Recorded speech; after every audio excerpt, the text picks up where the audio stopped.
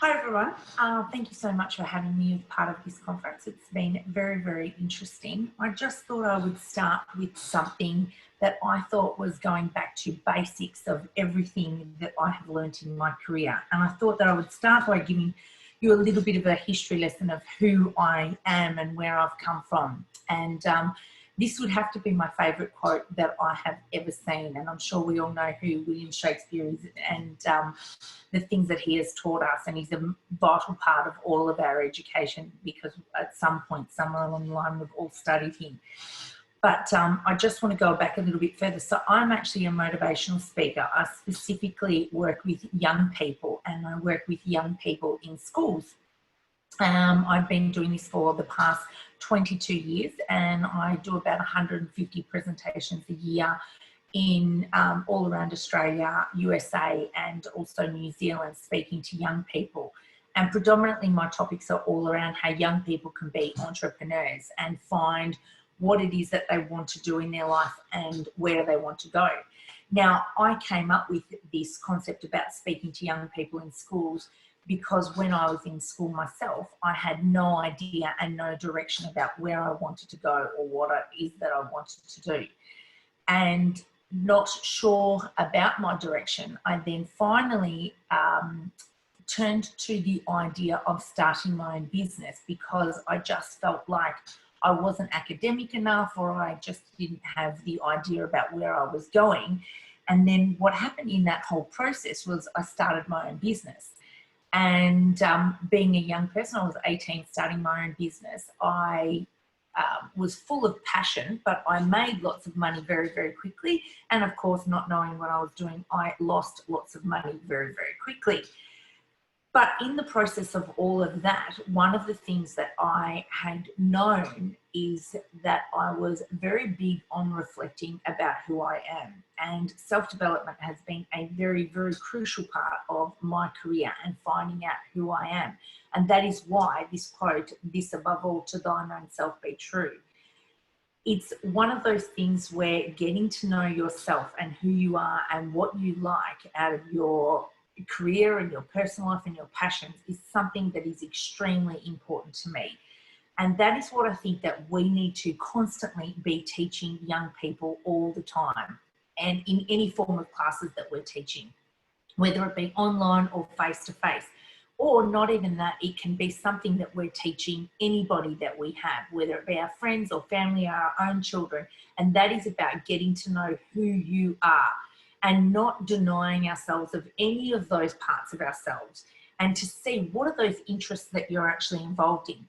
Now, one of the things that I've noticed with COVID is that our careers will change very, very dramatically. And because clearly right now, if you're a young person that is entering the employment market or entering the career market, no matter where you are in the world, things are extremely different for us now. There aren't as many jobs out there available, which means that we are forced to actually become entrepreneurs more than we ever have before, maybe in history or only in history, when it's required us to be at such a point of where we are.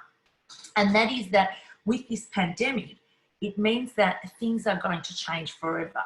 And when we mean by things are going to change forever, it means that we need to start to look within ourselves to say, what are the interests? If I don't know, if I've done it, you know, if I've gone to university or if I'm studying something at school and now suddenly it's not actually working, where do I go to the next level? What is it that I do in the next level? I must actually look within myself and say, what am I interested in? And I want to be able to give everybody the concept, and that is to become almost the CEO of themselves, and know that when we're teaching young people or anyone in any of our online or digital courses, is that we must actually teach people to become the CEO of who they actually are. They will be, not only if they are starting their own business or being an entrepreneur, or actually if they are working for somebody else, they will automatically become their own CEO, because they will have to learn how to market themselves differently. They will have to learn how to express themselves so that they can get into the job market differently. They will have to learn how to how to best teach what it is and how to best portray all of that information to the best possible way. So it won't actually necessarily be just on a piece of paper in a resume. It will actually more likely be on a clip or something where they'll constantly be having to be talking to people all the time. So I really want to be able to introduce that to people, that they need to understand that now more than ever is that you are your own CEO of yourself, whether you are actually starting a business or anything like that.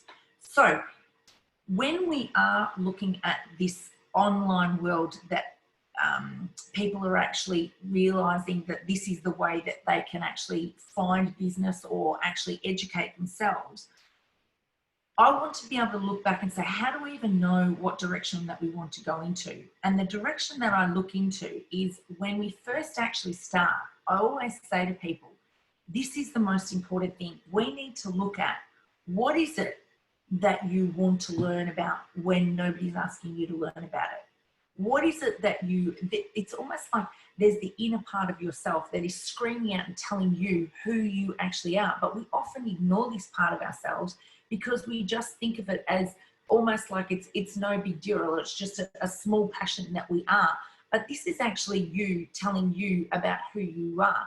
So again, I always ask people to say, what is it that you want to learn about when nobody's asking you to learn about it? What is it that you are watching on YouTube when nobody's following what you're watching, what you're looking at? What kind of things are you following on social media? What kind of articles are catching your eye when you're reading through the paper? What is it that you're interested in? What is it that you're reading about in your own personal time, or even when you're actually wanting to learn about?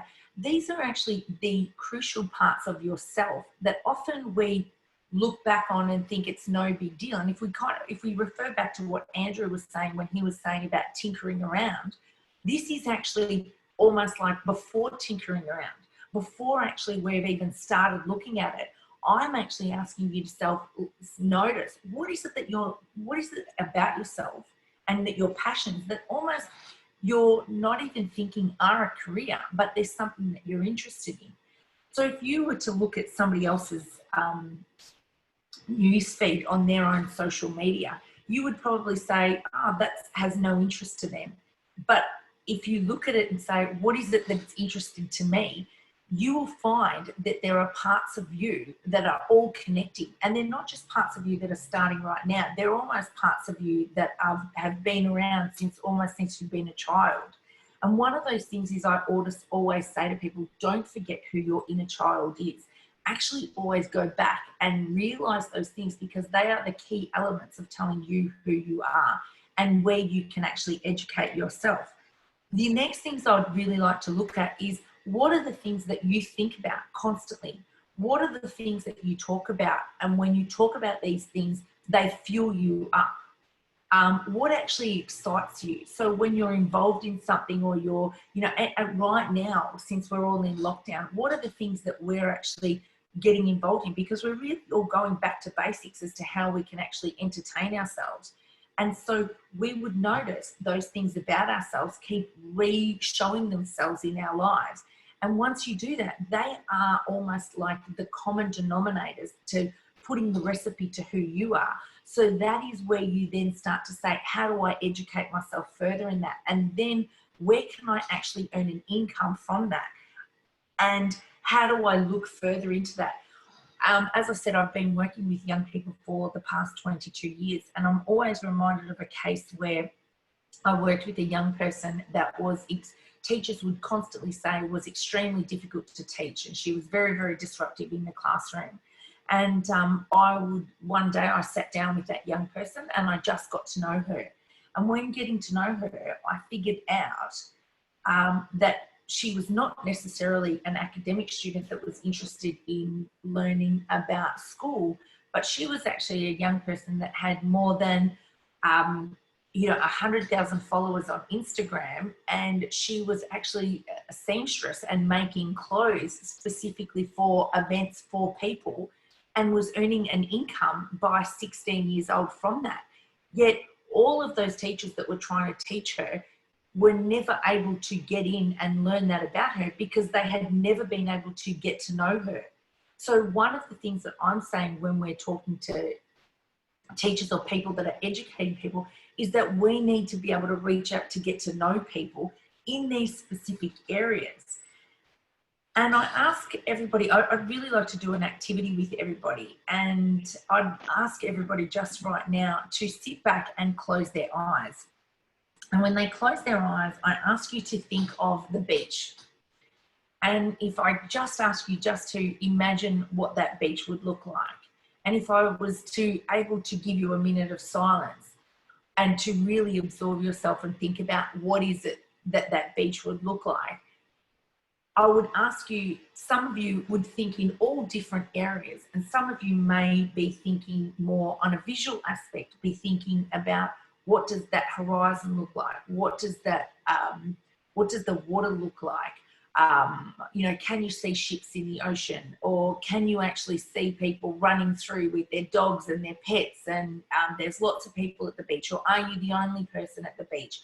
So you would have a very visual aspect. Some of us actually may be saying, I can hear the waves crashing, I can hear people speaking in the background, I can hear that there's a fair going on not far away, and I can hear them, people chattering and going that, I can hear the cars in the background, whatever it might be. Or some of us may actually be saying, I can feel the warm sun on our face, I can feel the sand between my toes, I can feel the water actually hitting my feet as I walk along the beach. Some of us may be saying, I can hear something, or I can feel something, or a multiple, or only one of those can actually run in one way. What I actually say is, what was most prominent to you? Was it the visual aspect? Was it the kinesthetic? Was it the feeling aspect of it? Or was it the audio aspect of it? Or were there two aspects from that? Whatever was more prominent for you is most likely the best way that you learn. And so if it is something, what I'd say the most important thing is for you is to actually access and say, what was the most important part for me? And how then can I make sure that when I'm teaching everybody, that I'm actually making sure that I'm teaching them in all aspects. So I'm giving them a story so that I can actually get with their emotions, but I'm actually giving them something visual. I'm making sure that my audio is very, very different. So my tones of how I'm speaking is going up and down. I'm making sure that I'm keeping that really engaging for people, so that I get to make sure that I relate to people on all levels on when I'm actually best teaching them. Because as much as we are humans that we desperately are learning through the online world, we desperately want to be able to connect with people. So it's still our innate ways that are wanting to connect with people. The next thing I'd also like to ask people is that in this specific time is that we need to find our niche and our tribe. And by that I mean we actually can do that in the lowest and the most specific common denominator on how we do that. And I was recently speaking to a client, and she said to me, I am somebody who wants to start a podcast, and the podcast is about connecting with single parents that have children between the ages of 10 to 13 that live in rural country parts of Australia that have experienced some sort of trauma through their children. Now, how much of a specific niche market is that? So you're talking about single mothers in rural parts of Australia that have children between the ages of 10 to 13 that have specifically experienced some sort of trauma. That's a very niche market. But what, if anything, that I have learned through this pandemic is that the world is actually a much smaller place than it is a bigger place, because we've been able to connect with people that are in our tribe. And by that I mean those little things that are about ourselves that we want to be able to connect with other people. We can actually, if we're not able to find a Facebook group that relates to that, or a YouTube group that actually, can actually speak on that topic, if it's not out there, we can actually create that ourselves, because we want to be able to get into that niche. There's always been places where people connect best when they find people that are most related to them. So we need to be able to create that and find that tribe that we actually have. And most likely this has been something, because if we don't find that connection, we're feeling caged. But once we find that connection, it's almost like we're able to get that inspirational circle that means that I can express myself and other people will understand that. And this digital online world of education gives us that ability to be able to find that exact niche on who we need to be able to connect with.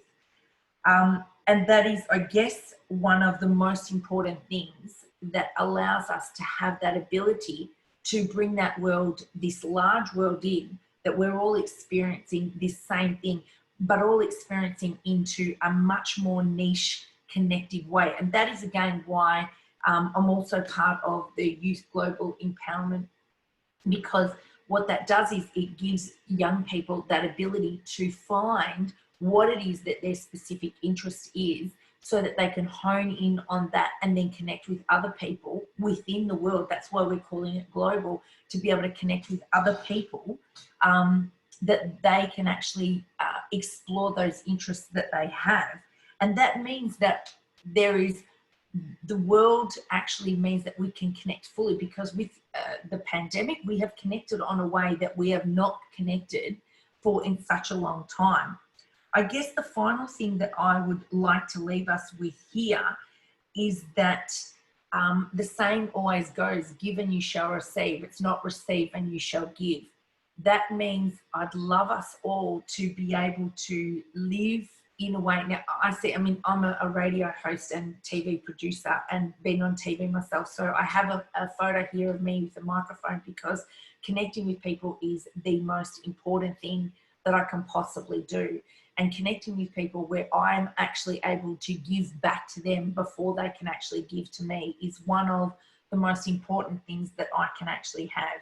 So I actually say my question to everybody that I can put out there is, how can you best give the ability to connect with anybody that you are either teaching or working with, the ability for them to be able to connect with themselves and to get to know themselves best? And so that means if you are teaching online or you are working with several different communities, is that you start to notice those little things about them and say, have you noticed that you're constantly watching this, or you're constantly reading about that?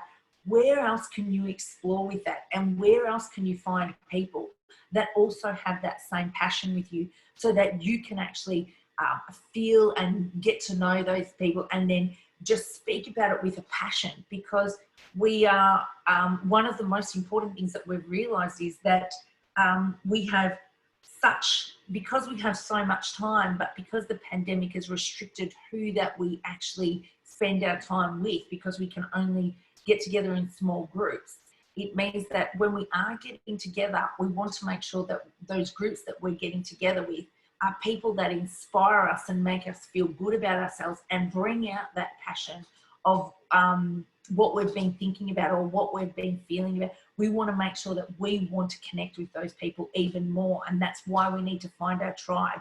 So when you are working with people and you are, how can you actually notice these things about them, and how can you actually help them get to know themselves better, so that they can find out what their interests are, and then they can actually come out and bring out their inner entrepreneur, and they can actually go into the direction of where they want to go in areas that we never thought possible, and to be able to find themselves, which will bring a whole new society and bring whole new inventions and whole new ways that we can connect with each other, because we are listening to ourselves. And I guess this is why this pandemic has been more about how can we listen to ourselves, so that we can give back to society and let other people listen to who they are, so that we can connect on a much deeper level.